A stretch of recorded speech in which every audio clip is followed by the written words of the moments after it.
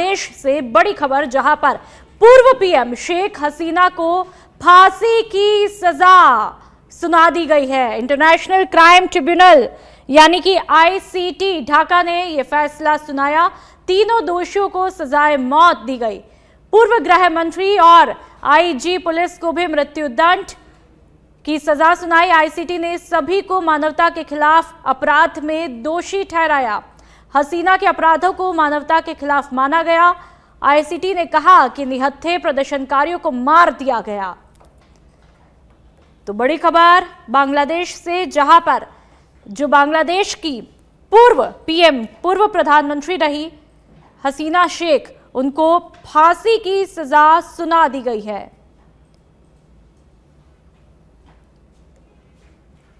और उन्हें मानवता के खिलाफ अपराध का दोषी पाया गया है। सोमवार को बांग्लादेश के इंटरनेशनल क्राइम ट्रिब्यूनल यानी कि आईसीटी ने हसीना को फांसी की सजा सुना दी गई और वो पिछले साल ही ढाका छोड़ करके भारत आई थी और 15 महीनों से ये कहा जा रहा है कि भारत में रह रही हैं। और आप जयपुर का रुख करेंगे। जयपुर से खबर, जहां पर सब इंस्पेक्टर भर्ती रद्द के खिलाफ सरकार की अपील। सब इंस्पेक्टर भर्ती 2021 को हाईकोर्ट की एकलपीठ ने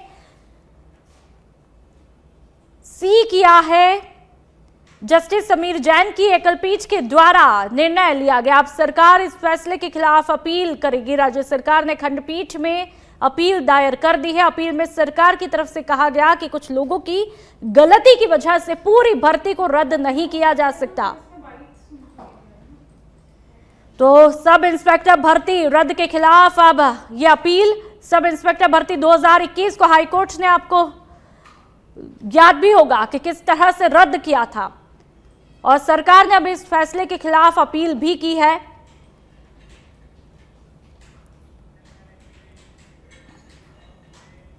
बढ़ते हैं आगे। जयपुर से एक और खबर, डीसीपी साउथ राजर्षि राज के निर्देश पर कार्रवाई हुई। श्यामनगर थाना पुलिस ने कार्रवाई को अंजाम दिया। नीट परीक्षा में पास करवाकर एमबीबीएस में एडमिशन दिलवाने के नाम पर करोड़ों रुपए की ठगी करने वाला विवेक उर्फ विनीत जोशी गिरफ्तार हुआ है। आरोपी नीट परीक्षा में सिलेक्शन कमेटी का सदस्य होने का झांसा देकर करता था ठगी। आरोपी अलग अलग नाम बदलकर बड़े अधिकारियों से संबंध होने की बात कह करके ठगी करता था। एडमिशन नहीं होने पर परिवादी द्वारा पैसे वापस मांगने पर सीबीआई ऑफिसर का फर्जी आईडी कार्ड भेजकर धमकाता था आरोपी राजस्थान के अलावा यूपी, दिल्ली, हरियाणा, गुरुग्राम, मध्य प्रदेश में भी ठगी की वारदातों को अंजाम दे चुका है। आरोपी ने ठगी की राशि को 100 से ज्यादा अकाउंट में ट्रांसफर भी किया है। 17 जून 2023 को परिवादी महेश चंद अग्रवाल ने रिपोर्ट दर्ज करवाई थी। प्रकरण संख्या 277/2023 धारा 419 और 420 आईपीसी में दर्ज किया गया।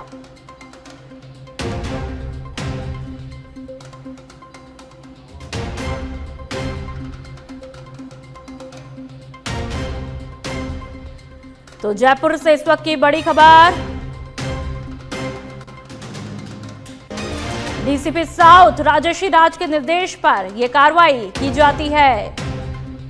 डीसीपी साउथ राजर्षि, श्यामनगर थाना पुलिस ने इस कार्रवाई को अंजाम दिया है और नीट परीक्षा में पास करवाकर एमबीबीएस में एडमिशन दिलवाने के नाम पर ठगी करने वाला अब गिरफ्तार हुआ है। आरोपी नीट परीक्षा में सिलेक्शन कमेटी का सदस्य होने का झांसा देकर के ठगी करता था। बाद में परिवादी को सीबीआई ऑफिसर का फर्जी आईडी कार्ड भेजकर यह आरोपी धमकाता तक था और आरोपी यूपी, दिल्ली, हरियाणा, गुरुग्राम, मध्य प्रदेश में भी ठगी की वारदातों को अंजाम दे चुका है। लेकिन जब इस तरह की कार्रवाई होती है तो कहीं ना कहीं एक नजीर भी पेश होती है कि जब भी कुछ गलत होगा तब कार्रवाई का डंडा भी चलेगा।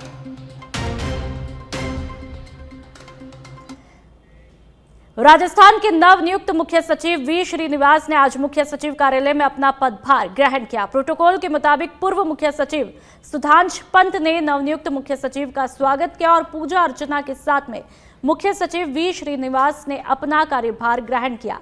आज नए मुख्य सचिव ज्वाइनिंग से पहले मोती डूंगरी गणेश जी के दर्शन करने भी पहुंचे। कार्यभार ग्रहण करने के बाद मुख्य सचिव वी श्रीनिवास ने मीडिया से बात करते हुए सीएम भजनलाल शर्मा और पीएम मोदी को धन्यवाद कहा और साथ ही राजस्थान को अपनी कर्म भूमि भी बताया। मात्र 22 साल की उम्र में वी श्रीनिवास जी ने भारतीय प्रशासनिक सेवा परीक्षा पास की और राजस्थान कैडर में शामिल हुए। पिछले 3 दशकों में उन्होंने राज्य और केंद्र सरकार के कई महत्वपूर्ण पदों पर जिम्मेदारी निभाई है। आपको बता दें कि राज्य सरकार के इस निर्णय को प्रशासनिक फेरबदल के अहम कदम के तौर पर देखा जा रहा है। तो बहुत ही खूबसूरत ये तस्वीरें। सुधांश पंत की जगह अब वी श्रीनिवास नए सचिव, मुख्य सचिव का स्वागत किया गया जम करके। आप देख सकते हैं जहां पर एक की विदाई होती है तो एक का वेलकम किया जाता है। बहुत ही खूबसूरत ये तस्वीरें। पद आते रहते हैं, जाते रहते हैं, लेकिन उस पद पर आपने किस तरह से काम किया है वो ताउम्र याद रहता है। ये बात इसलिए क्योंकि एक लंबा सफर अब तक उन्होंने तय किया है। पदभार ग्रहण करते हुए मैं माननीय मुख्यमंत्री जी श्री भजनलाल जी शर्मा साहब का आभार प्रकट करना चाहता हूं कि उन्होंने मेरी कार्यकुशलता में विश्वास किया है और इतनी बड़ी जिम्मेदारी मुझे दिया है। मैं माननीय प्रधानमंत्री जी का आभार प्रकट करना चाहता हूं कि भारत सरकार में मैं कई वर्षों से सचिव प्रशासनिक सुधार और लोक शिकायत विभाग का तथा पेंशन एवं पेंशनभोगी विभाग का सचिव के रूप में कार्य किया हूं और उनकी यह निर्णय जो राजस्थान सरकार में मुझे वापस भेजने का है, ये जिम्मेदारी देते हुए मैं उनके लिए आभार प्रकट करता हूं। राजस्थान मेरा कर्मभूमि है। यहाँ पर मैं 22 साल की उम्र में आया था और कई पदों पर मैं रहा हूँ। नागौर में मेरा प्रोबेशन था तथा उसके बाद उपखंड अधिकारी के रूप में भीलवाड़ा, निम्बाहेड़ा एवं additional area development commissioner Bikaner में था और डिस्ट्रिक्ट कलेक्टर पाली एवं जोधपुर और निदेशक जलग्रहण विकास में काम किया था। उसके पश्चात जब मैं सचिव के रूप में आया था तो आयोजना विभाग, वित्त विभाग, स्वास्थ्य विभाग एवं साइंस एंड टेक्नोलॉजी डिपार्टमेंट्स में था और फिर अध्यक्ष राजस्थान कर बोर्ड और अध्यक्ष राजस्व मंडल के रूप में मैंने काम किया था। आज मुख्य सचिव पदभार ग्रहण करते हुए इस पद पर बहुत कद्दावर व्यक्तियों ने काम किया है। मंडावा क्षेत्र के पीएम श्री शहीद मेजर रणवीर सिंह बाबा श्री केशरनाथ राजकीय उच्च माध्यमिक विद्यालय टाई में आत्मरक्षा प्रशिक्षण के तीसरे सप्ताह के तहत सोमवार को साइबर क्राइम से बचाव पर एक महत्वपूर्ण कार्यशाला आयोजित की गई। कार्यक्रम में बिसाऊ थाना अधिकारी ने पुलिस कार्यशैली, अपराधों से दूरी बनाए रखने और आमजन और पुलिस के रिश्तों को मजबूत बनाने पर विद्यार्थियों को विस्तृत मार्गदर्शन दिया। उन्होंने बढ़ते साइबर अपराधों पर चिंता जाहिर करते हुए छात्रों को अनजान लिंक, कॉल और मैसेज से सावधान रहने और अपनी व्यक्तिगत जानकारी साझा न करने की सलाह भी दी है। तो वही 4 सप्ताह आत्मरक्षा प्रशिक्षण के तहत कालिका दल की प्रशिक्षक सुलोचना और शर्मिला ने बालिकाओं को आत्मरक्षा के आवश्यक गुर भी सिखाए। कार्यक्रम के अंत में प्रधानाचार्य हरीश सिंह ने सभी अधिकारियों और प्रशिक्षकों का आभार व्यक्त किया। तो कार्यशाला की तस्वीरें आप देख लीजिए। बिसाऊ थाना अधिकारी महेंद्र सिंह ओला ने मार्गदर्शन इस कार्यशाला के अंतर्गत दिया। बहुत ही खूबसूरत ये कार्यशाला जहां पर विद्यार्थियों के लिए एक मैसेज है कि ऑनलाइन ठगी से कैसे बचा जाए और साथ ही जो तमाम बालिकाएं हैं उनको आत्मरक्षा के गुर भी यहां पर सिखाए जाते हैं।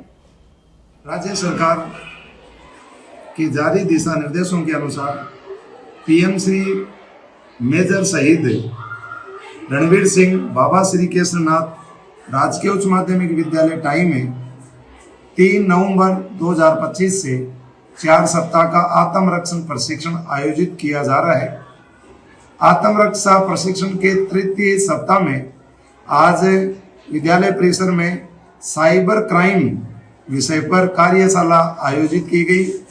इस कार्यशाला में बिसाऊ थाना अधिकारी श्री महेंद्र सिंह ओला, एएसआई श्री दलीप सिंह छात्राओं को आत्मरक्षा प्रशिक्षण सिखाने वाली श्रीमती सुलोचना ने भाग लिया।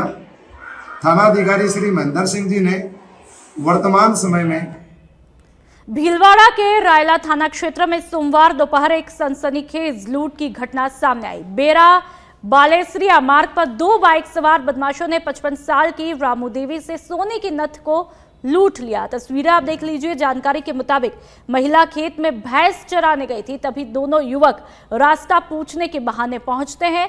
बातचीत के तुरंत बाद एक युवक बाइक पर ही बैठा रहा, जबकि दूसरा रामू देवी की लुगड़ी खींचने लगा। महिला ने लकड़ी से वार कर विरोध किया और दोनों के बीच करीब 30 मिनट तक संघर्ष चलता रहा। मदद के लिए चिल्लाने के बावजूद आसपास कोई भी मौजूद न होने से लुटेरे उन पर मारपीट करते रहे और उनके नाक से 1 तोला सोने की नथ लूटकर भीलवाड़ा अजमेर हाईवे की तरफ फरार हुए। घटना की जानकारी परिजनों और पुलिस को दे दी गई है। थाना प्रभारी बछराज चौधरी मौके पर पहुंचे और पूरे इलाके में नाकाबंदी करके आरोपियों की तलाश शुरू कर दी है। बालेश्वर रोड पर उठे खाई गिरा था ना गाड़ी भाषण गाड़ी हाँ हाँ ऑटो पूरा मार देतो मैंने कहा गेलो बिल्ला एकदम तो मार पड़ायो जो मैं क्यों मन को बड़ आयो और मार बट मुंह पर लगी तो हमारे हाथ में नहीं अरे पर नीचे मोटे गाड़ी ये क्यों अगर मारो तो वो नहीं ले भाग कौन लगे मेरी भाग को मैं वो बार भागी अगले थोड़े वो जाके दमन वाला हां मारो तो वो ना भागे असो और अब सिरोही के आबू रोड की बात करेंगे, जहां पर नॉर्थ वेस्टर्न के लिए एम्प्लॉय यूनियन ने विरोध प्रदर्शन किया। All India railway men's federation के आह्वान पर प्रदर्शन किया। एम्प्लॉय यूनियन ने रेलवे स्टेशन पर रनिंग लॉबी को लेकर के विरोध किया। रेलवे कर्मचारियों ने बड़ी संख्या में प्रदर्शन करके अपनी मांगों को रखा।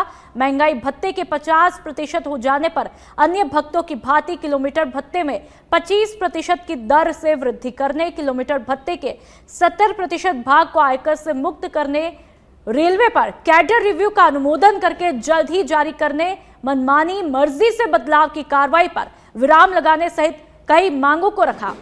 समंदर सिंह राठौड़, देवेंद्र शर्मा, विकास मोरवाल सहित बड़ी संख्या में महिला कर्मचारी भी मौजूद रही।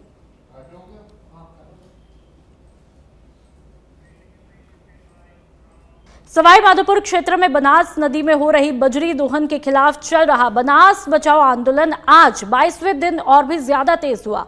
आकोला गांव के पास में लीज धारक महादेव एंक्लेव प्राइवेट लिमिटेड के विरोध में ग्रामीणों ने सोमवार को महापंचायत बुलाई, जिसमें बड़ी संख्या में लोग आंखों पर काली पट्टी बांधकर पहुंचे और जमकर नारेबाजी की। प्रदर्शनकारियों का कहना है कि लीज धारक जेसीबी मशीनों से बजरी भरवा रहा है, जिससे वहां के लोगों के रोजगार पर असर पड़ता है। ग्रामीणों की मांग है कि बजरी मजदूरों से भरवाई जाए। पिछले 1 सप्ताह से आरएलपी नेता लादूराम गुदारा भी धरना स्थल पर बैठे हैं। ग्रामीणों का आरोप है कि कई बार शिकायत और वार्ता के बावजूद प्रशासन ने कोई भी ठोस कार्रवाई नहीं की और इसी कारण आंदोलन अब और भी ज्यादा उग्र होता जा रहा है।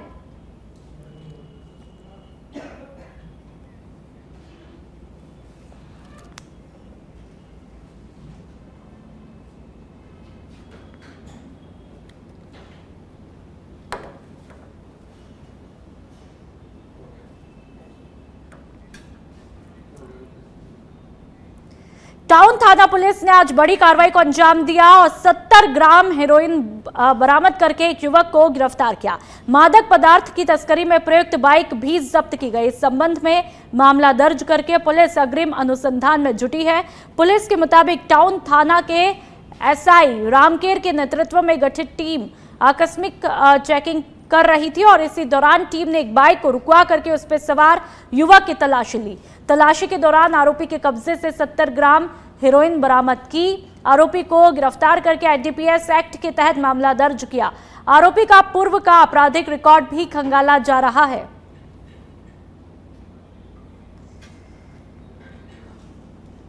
उप निरीक्षक और टीम के द्वारा आकस्मिक चेकिंग की जा रही थी, तो एक मोटरसाइकिल पे एक युवा लड़का आया जिसने अपना नाम कमल कुमार निवासी सरेका बताया।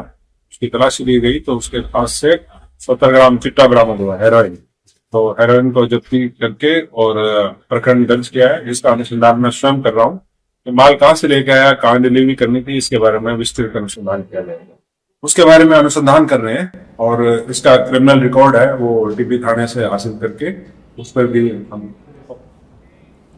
और अब दौसा के सिकराय से खबर, जहां पर रीट भर्ती 2018 और 2021 चिकित्सा अधिकारी भर्ती 2019 सहित 11 सूत्री मांगों को लेकर के एमबीसी समाज के अभ्यर्थियों का धरना 14वें दिन भी शहीद स्थल सिकंदरा पर जारी रहा।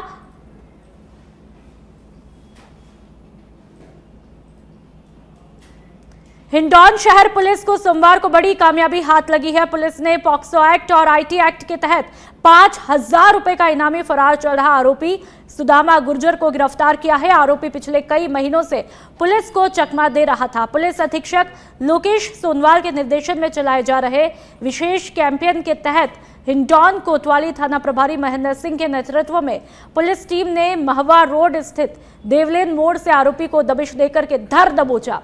गिरफ्तार आरोपी नई मंडी थाना क्षेत्र के देवलेन गांव का रहने वाला है। उसके खिलाफ एक महिला से दुष्कर्म, नाबालिग बेटे के साथ में छेड़छाड़ करने और अश्लील वीडियो बनाकर सोशल मीडिया पर अपलोड करने जैसे गंभीर आरोप है। मामला पॉक्सो एक्ट और आईटी एक्ट की विभिन्न धाराओं के तहत दर्ज किया है।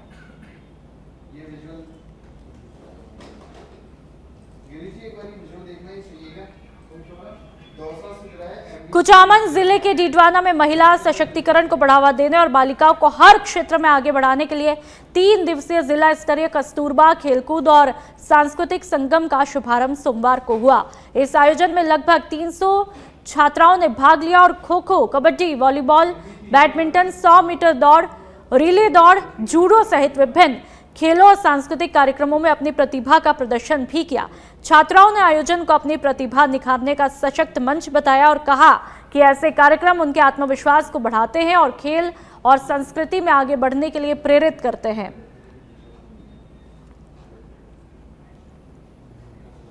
आज नागौर एवं भीलवाड़ा जिले के 3 दिवसीय खेलकूद प्रतियोगिता का शुभारंभ किया है, जिसमें 8 प्रकार के गेम्स हैं। खो खो, कबड्डी, बैडमिंटन, रिले दौड़, 400 मीटर दौड़, साइकिल रेस, जूडो, सभी प्रकार के गेम हैं। इसमें लगभग 250 करीबन विद्यार्थी भाग ले रहे हैं, जिसमें 14 टीमें आई है नागौर एवं भीलवाड़ा कुचामन जिले कि जैसे लड़के विश्व कप जीत के वैसे ही हम हॉस्टल की सभी लड़के खेल में प्रतियोगिता में पार्टिसिपेट करने के बाद में हम भी है ना आगे जीते हैं और अच्छे से अच्छे मेडल और कप लेके आए।